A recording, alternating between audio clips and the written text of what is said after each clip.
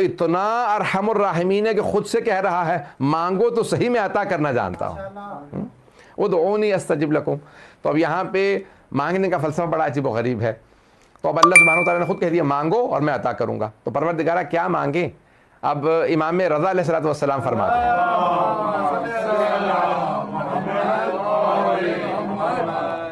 الدعاء مخ العبادہ. مخ کہا جاتا ہے مغز کو، دماغ کو. تو امام فرماتے ہیں الدعاء مخ العبادہ، عبادتوں کے مغز کا نام دعا ہے.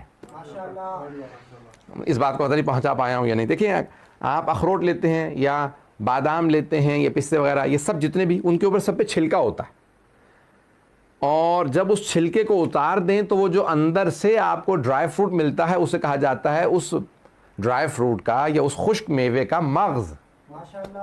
پتہ نہیں بات پہنچی یا نہیں. ان ڈرائی فروٹ کے اندر، ان خشک میووں میں وہ جو چھلکا اتارنے کے بعد کھانے والی شے ہوتی ہے اسے کہا جاتا ہے مغز. اب امام رضا علیہ السلام فرما رہے ہیں کہ الدعاء مخ العبادہ، دعاؤں کے مغز کا نام. پتہ نہیں اعمال اب یہ دعا مخ العبادہ یعنی تمام عبادتوں کے مغز کا نام دعا ہے. یعنی عبادتیں سب کی سب اگر اس کو چھلکا اتارنے کے بعد دیکھو کہ اندر دعا نکلے گی، چاہے وہ نماز ہو، روزہ ہو، حج ہو، زکوٰۃ ہو، کوئی بھی شے ہو، تمام عبادات کے مغز کا نام دعا ہے. تو عزیزان گرامی، اب یہ دعا بڑا عجیب و غریب موضوع ہے. اللہ نے خود دعوت دے دی مانگو میں عطا کروں گا. کئی مرتبہ مصلحت نہیں ہوتی. اچھا بچے کے لیے کوئی مصلحت نہیں ہے تو ہم اسے مصلحت بنا نہیں سکتے. مثال کے طور پہ آگ بچے کے لیے مصلحت نہیں ہے، میں بچے کو جب آگ دوں تو مصلحت بنا کے نہیں دے سکتا، وہ اس کے لیے پھر بھی نقصان دہ رہے گی، مضر رہے گی. لیکن جب ہم اللہ سے مانگتے ہیں اگر وہ عطا کرے تو وہ مصلحت بنا کے عطا کرتا. وہ اتنا کریم ہے کہ وہ اشیاء کو مصلحت بنا کے عطا کرتا ہے. میں صرف ایک اشارہ کروں گا کہ بعض اوقات کہا جاتا ہے بھئی ان کے وسیلے سے مانگ لو تو مل جائے گا. ہے یا نہیں ہے کہ وسیلے سے مانگ لو؟ تو اب ہمارے بہت بڑے استاد تھے اخلاق کے، انتقال ہو گیا قوم مقدس میں، ان سے ایک واقعہ پیش کر رہا ہوں. تو فرماتے ہیں کہ ایک نوجوان اکثر جو ہے وہ امام رضا علیہ السلام کے حرم پہ جاتا. اللہم صلی علی محمد وعجل فرجہ. امام کے حرم پہ جاتا اور اکثر جو ہے دعا مانگتا، مولا میں فلاں خاندان میں شادی کرنا چاہتا ہوں، اس لڑکی سے میری شادی ہو جائے. جوانوں کی جو ہر ایک کی آپ کو پتہ ہے نا، بوڑھا آدمی کچھ دعا مانگتا ہے، وہ اولاد کے لیے، بچہ جو ہے وہ کیریئر کے لیے، جوان جو ہے وہ شادی کے جیسے ہوتی ہے. ہر ایک انسان کی ضروریات مختلف. تب جوان ہمیشہ کہ پروردگارہ میری دعا ہو، یہ قبول ہو جائے، میری جگہ شادی ہو جائے. امام کے حرم میں جانے لگا، ہر روز مشہد چلا جاتا، ٹکٹ لیتا، بہت زیادہ، مولا میری یہاں شادی ہو جائے. بہرحال ایک دن ایک باہر نکلا تو دیکھا بزرگ عالم دین آ رہے ہیں. کہا میں نے امام رضا کے حرم میں اتنی دعائیں مانگی ہیں، میری وہاں شادی ہی نہیں ہو رہی. تو کہیں وہ بزرگ عالم دین تھے، انہوں نے کہا تم نے دیکھا ہے مولا کی وہاں قدموں میں آگے ایک چھوٹی سی قبر ہے، باہر نکلنے کے بعد دوسرے صحن میں، دوسرے ایک ہال میں. کہا ہاں شیخ بہائی کی. کہہ لیں گے ہاں شیخ بہائی کی. کہا وہاں جا کے مانگو تو شاید وہاں سے مل جائے. شیخ بہائی بہت، ہمارے شیخ بہاؤالدین عاملی بہت بڑے لبنان کے عالم دین تھے، ایران آ گئے تھے اور حرم سارا انہوں نے ڈیزائن کیا تھا. اب میں تھوڑی سی تفصیل دے دوں ان کی اگر سننا چاہیں. شیخ بہائی ایک عام عالم نہیں ہے، تمام علوم میں ماہر تھے. کشکول بہائی مشہور، ان کی کتاب الکشکول بہت مشہور ہے، بڑے بڑے علماء، اور اس میں بے انتہا مطالب ہے. بہت سی کتابیں ان کی، اور ان کی اعمال کی کتاب مفتاح الفلاح کے نام سے مشہور ہے. بہت کتابیں ان کی، اور بہت قابل عالم، علم جفر وغیرہ کے ماہر تھے. حرم امام رضا انہوں نے ڈیزائن کیا. بادشاہ نے اس زمانے میں کہا کہ بھی یہ حرم ڈیزائن کر دیں، آپ نقشہ اچھا بنا لیتے ہیں. آرکیٹیکٹ بھی تھے، فقی بھی تھے، اصولی بھی تھے، مفسر بھی تھے، محدث بھی تھے، ادیب بھی تھے، تمام علوم میں ماہر تھے. شیخ بہاؤالدین عاملی بہت بڑا نام ہے، بہت بڑا نام ہے. اب یہ حوضے والے سمجھ سکتے ہیں. تو ان کے لیے ملتا ہے کہ بھئی وہ گئے، کہیں گے میں جا رہا ہوں، یہ حرم ڈیزائن کر رہے تھے. کہا بھئی یہ صدر دروازہ یہ ہے، یہ مین گیٹ ہوگا، یہاں پہ یہ تعویذ لکھا جائے گا، یہ آیات لکھی جائیں گی، اور جب میں آؤں گا تو مکمل کرنا. بہت بیمار ہو گئے، بہت کچھ ہوا، بہت تفصیل، بہت لمبا واقعہ، کیونکہ شرح میں مختصر رکھنا چاہتا ہوں مجالس سے، کیونکہ آن لائن سننا آسان نہیں ہوتا. بہت اعمال کر رہے تھے. اچانک ایک دن خواب میں دیکھا، کہا کہ بھئی یہ جو تم دروازے پہ لکھ رہے ہو میں اس سے راضی نہیں ہوں. امام رضا علیہ السلام نے کہا میں راضی نہیں ہوں اس بات سے. اگلے دن آئے، کہا بھئی یہ سب نکال دو، سب کچھ، بس یہ آیت لکھنا. کہا کیا معاملہ تھا؟ پہلے آپ نے کہا لکھو، اب کہہ رہے نہ لکھو. کہا میں نے غور سے سنیے گا اس بات کو، میری سب کو، مجھے سارے مجمع کی توجہ چاہیے. مرحوم فرماتے شیخ بھائی کا میں ایک ایسا تعویذ میں علم جفر کے بہت بڑے علوم میں غریبہ کے ماہر تھے، تعویذ وغیرہ سب کچھ کر لیتے تھے، تو کہا میں ایک ایسا تعویذ لکھ رہا تھا کہ جو بھی حرم کے دروازے پہ آئے اگر گنہگار ہو تو اندر نہ آ سکے، چلا جائے، کوئی گنہگار اندر ہی نہ آ سکے، ایسا تعویذ لگا رہا تھا کہ اس کا دل مچلنے لگتا چلا جاتا، میں نے ایسا تعویذ لکھا تھا، لیکن امام نے مجھے خواب میں آ کے بتایا کہ میں راضی نہیں ہوں، اگر گنہگار میرے در پہ نہیں آئیں گے تو کہاں جائیں گے؟ پتہ نہیں بات پہنچ رہی ہے نہیں پہنچ رہی، کہ اگر گنہگار میرے در پہ نہیں آئیں گے تو اور کہاں جا کے مانگیں گے؟ کہ خبردار کوئی ایسا کام نہ کرنا کہ یہاں سے گنہگار ویسے باہر سے واپس چلا جائے، میرے حرم میں آنے دو، جو جیسا ہے ہو، جب میرے پاس آ گیا تو میرا ہے، جب وہ گنہگار بھی ہو تو آ جائے۔ پتہ نہیں بات پہنچ رہی ہے نہیں پہنچ رہی ہے۔ عزیزان گرامی، اب یہاں پہ شیخ بہائی کا میں جو پیش کر رہا ہوں کہ بہت بزرگ عالم دین، بہت، تو اب وہاں پہ کسی عالم دین نے کہہ دیا اس نوجوان سے، ذہن میں واقع ہے نا جو میں پیش کر رہا تھا کہ ہم توسل سے مانگتے ہیں، وسیلے سے مانگتے ہیں، تو کہاں شیخ بہائی کا واسطہ دے دو، تو کہیں گیا، کہا کہ بھئی مجھے بڑے بڑے علماء نے آپ کا بہت مقام بتایا ہے کہ آپ بہت پہنچے ہوئے تھے، میری فلاں جگہ شادی مجھے نہیں ہو رہی ہے، میرا بس رشتہ ہو جائے کسی بھی طرح سے، وہاں کبھی آپ سفارش کرتے ہیں اللہ سبحانہ و تعالیٰ سے کہیں میری واقعہ رشتہ ہو گیا، بہت خوش کہ میرا رشتہ ہو گیا، اچانک ایک دن آیا، لڑائی شروع ہوئی، یہ ہوا وہ ہوا اور ختم ہو گیا رشتہ، اور کچھ ایسے مسائل ہوئے کہ وہ اخلاقاً میں پیش نہیں کرنا چاہتا کہ وہ طلاق ہو گئی، آیا بہت غصے کے اندر شیخ بہائی کی قبر پہ، کہا اگر دینا نہیں آتا تو انہی سے سیکھ لو جن کے پاس بیٹھے ہو۔ پتہ نہیں بات پہنچی ہے نہیں پہنچی، کہ میں اتنے مہینوں سے امام رضا علیہ السلام کے آ رہا تھا ذریعہ مقدس پہ، میری دعا قبول نہیں ہو رہی تھی، مجھے سمجھ میں نہیں آ رہا تھا کیوں دعا قبول نہیں ہو رہی، پتہ نہیں لوگ ہیں یا نہیں۔ عزیزان گرامی، عطا کرنے والی ہستی کو معلوم ہے کیا عطا کرنا ہے کیا عطا نہیں کرنا، تو اللہ بعض اوقات ہم لوگ بہت زیادہ مولانا کوئی ایسا وظیفہ بتا دیں، کوئی ایسی دعا بتا دیں، کوئی ایسی آیت بتا دیں، کوئی تسبیح بتا دیں کہ جیسے بھی ہو دعا قبول ہو جائے۔ بھئی جب آپ بہت زیادہ دعا مانگ رہے ہیں، ہم اعمال بتا دیتے ہیں لیکن مصلحت کو اللہ ہی بہتر جانتا ہے، اس لیے انسان جو ہے وہ بس کوشش کرتا رہے اور وہ دعائیں جو قبول نہیں ہوتی ان سے بھی پریشان نہ ہو۔ اللہ سبحانہ و تعالیٰ ان دعاؤں کا بھی ایک خاص نتیجہ رکھتا ہے، ایک خاص ثواب رکھتا ہے جو انسان نہیں سمجھ سکتا۔ آج دو پہلو اور پیش کروں گا اس سے پہلے کہ میں آج کی مجلس کو تمام کروں، اگر سننا چاہیں تو دو پہلو اور پیش کرنا چاہتا ہوں آج کی اس مجلس کے حوالے سے۔ تو ایک ہے کہ انسان جو ہے بعض اوقات سمجھ نہیں پاتا میری دعا قبول کیوں نہیں ہو رہی، اور یہ انسان اور امام ظاہراً امام زین العابدین علیہ الصلوۃ والسلام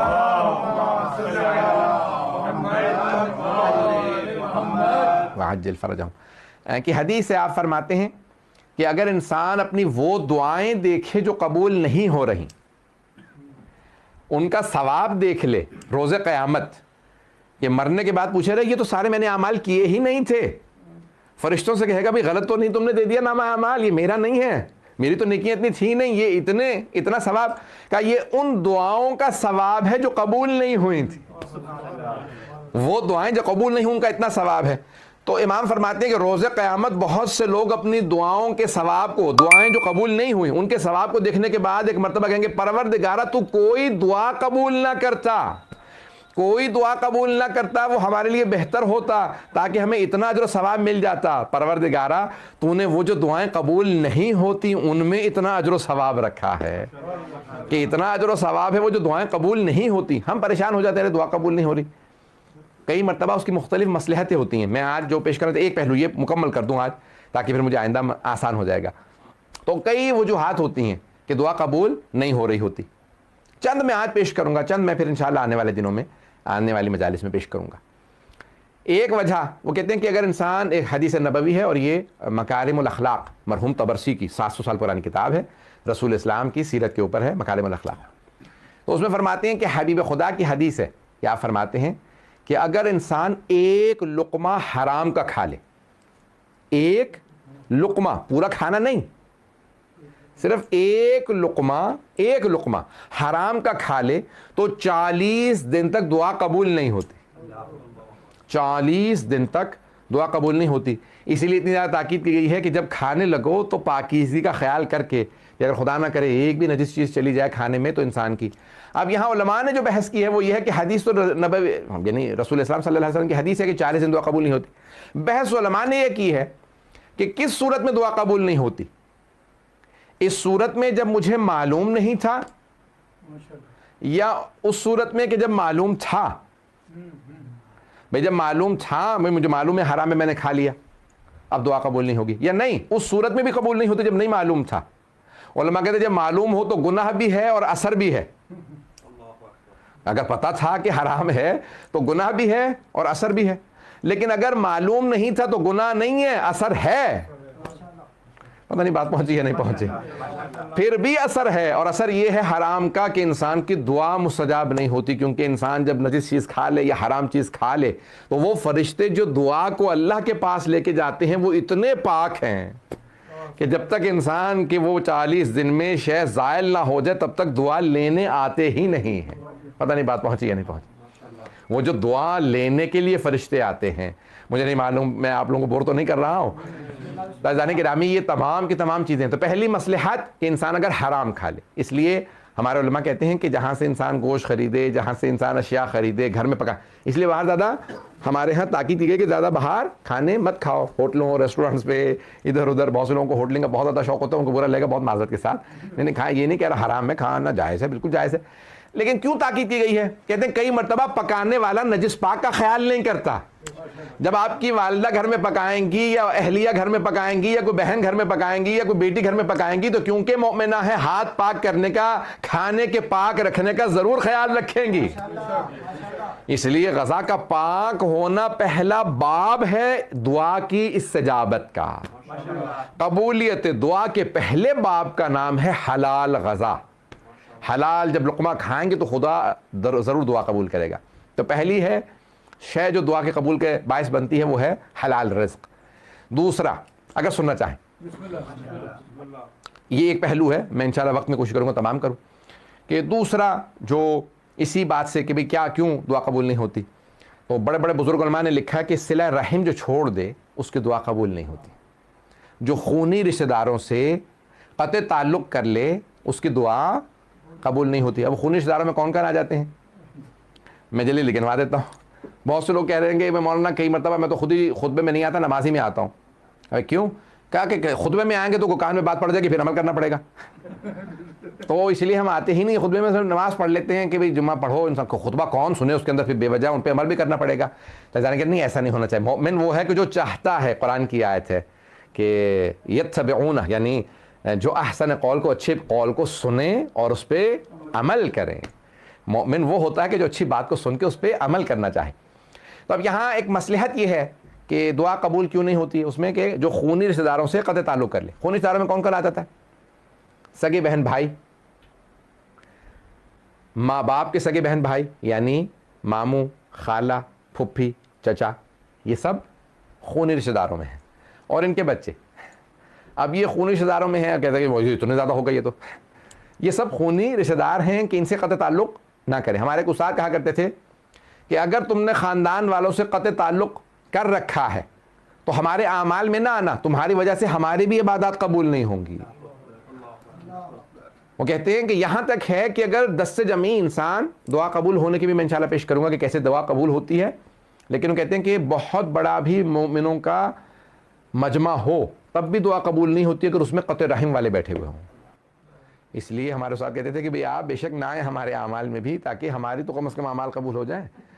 تو آپ کی وجہ سے ہماری بھی دعائیں قبول نہیں ہوں گی، ہمارے اعمال بھی قبول نہیں ہوں گے. اب آپ کہیں گے بھئی ارے سب کو گنوا دیا، ماں باپ کو نہیں گنوایا. میں نے جان بوجھ کے ماں باپ کا نام نہیں لیا تھا. میں نے کہا چچا، پھپھی، خالہ، ماموں، سگے بہن بھائی اور ان کے بچے، اور چچا اور جو چچا وغیرہ ہیں ان کے بچے. والدین کو الگ سے، وہ خونی رشتہ داروں میں نہیں، وہ ذوی الحقوق کے اندر سر فہرست ہیں، کہ کہتے ہیں سب سے زیادہ ہماری گردنوں پہ حق ہے اللہ، رسول اور امام کے بعد تو ہمارے ماں باپ کا. سب سے زیادہ حق اللہ، کیونکہ البتہ اللہ، رسول اور امام کے بعد، کیونکہ اگر امام سے ان کی بات ٹکرا جائے تو اللہ نے قرآن کریم میں کہا فلا تطیعہما، تو ماں باپ کی اطاعت نہ کرنا. لیکن کہیں نہیں آیا کہ نبی کی اطاعت نہ کرنا، امام کی اطاعت نہ کرنا. ہر حالت میں اللہ کی، نبی کی اور امام کی اطاعت کرنی ہے. کہیں نہیں انسان کہہ سکتا بھئی یہاں پہ میں معاذ اللہ امام کی اطاعت سے خارج ہوں. کسی بھی جگہ انسان خارج نہیں ہے. آپ جب بھی کچھ بھی کر رہے ہیں ہر جگہ پہ امام کی اطاعت ضروری ہے، لیکن کہیں ایسا ہو سکتا ہے کہ ماں باپ کی اطاعت نہ ہو، جہاں پہ بھی اللہ، رسول اور امام کے حکم سے ٹکرا جائے تو وہاں ان کی اطاعت نہیں کی جائے گی۔ پتہ نہیں بات پہنچی یا نہیں پہنچی۔ مثال کے طور پہ ماں باپ کہتے ہیں نماز نہ پڑھو، یہ نہیں چھوڑ سکتے نماز، چاہے والدین کہہ دیں، کیونکہ اللہ کے حکم سے ٹکرا رہی ہے بات، نبی کے حکم سے یا امام کے حکم سے ٹکرائے تو پھر ماں باپ کی اطاعت واجب نہیں ہے۔ اطاعت واجب نہیں ہے لیکن گستاخی پھر بھی نہیں کر سکتے، گستاخی پھر بھی نہیں کر سکتے۔ تو اب ماں باپ ذوی الحقوق کے اندر آ جاتے ہیں، تو جن سے انسان اگر قطع تعلق کر لے تو دعا قبول نہیں ہوتی۔ میں جلدی